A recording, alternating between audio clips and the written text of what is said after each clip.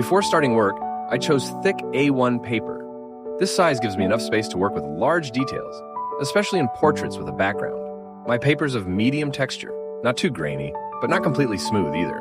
It holds a stroke well and allows you to shade the pencil if necessary.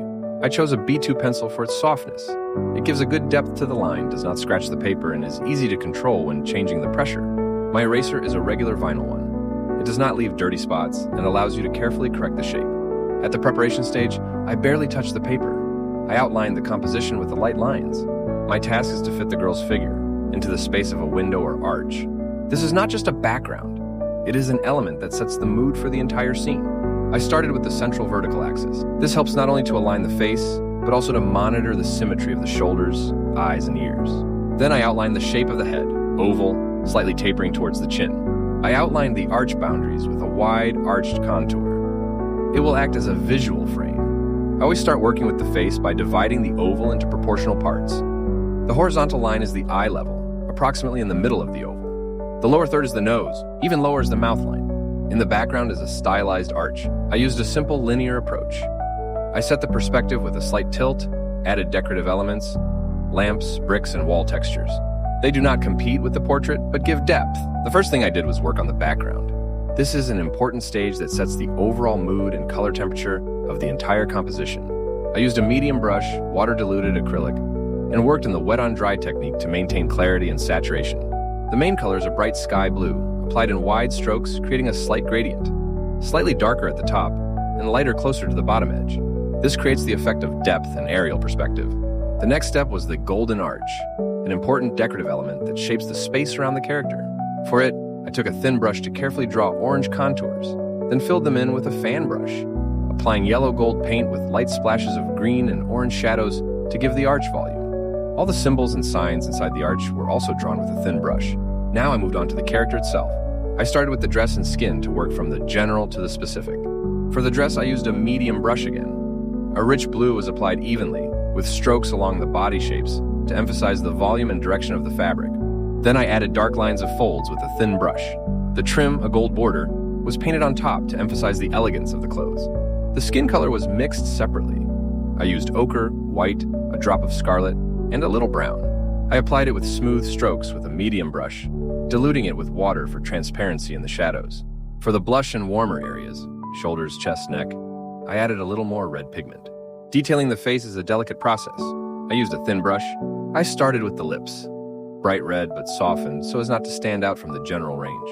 Then the eyes, eyebrows, nose. Everything is drawn in several layers to achieve depth of the look and expressiveness.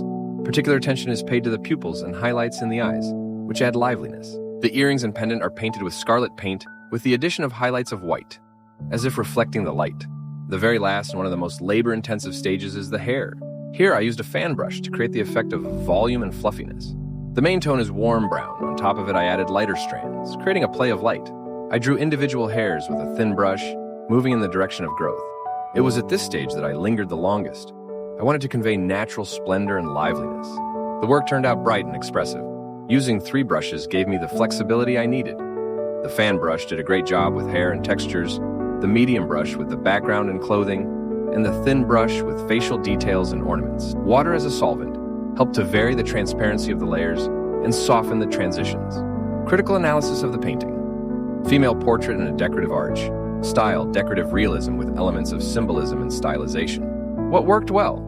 Strong compositional core. The character confidently occupies a central position on the sheet, and the viewer's gaze immediately rushes to her face and eyes. This most important quality of the portrait, involvement through the gaze, has been achieved. Color scheme. The work is done in a rich, bright palette.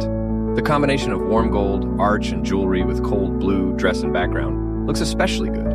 This creates an effect of contrast and symbolic tension, as if the heroine is at the moment of choice or on the border between worlds.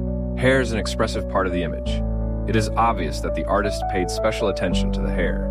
Its shape, volume, direction of brushstrokes, and texture add liveliness and dynamics. The multi-layeredness is conveyed especially well. This is perhaps the most technically developed part of the painting.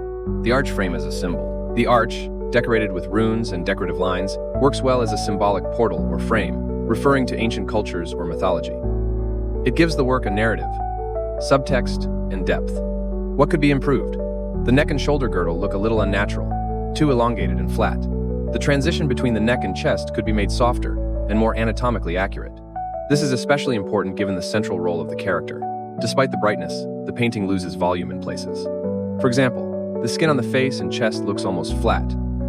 There are not enough nuanced transitions of light and shadow. This can be corrected even with several thinly diluted layers of acrylic. The black contour lines on the blue dress are a little at odds with the overall soft manner of painting. They look sharp and comical, as if from a different style.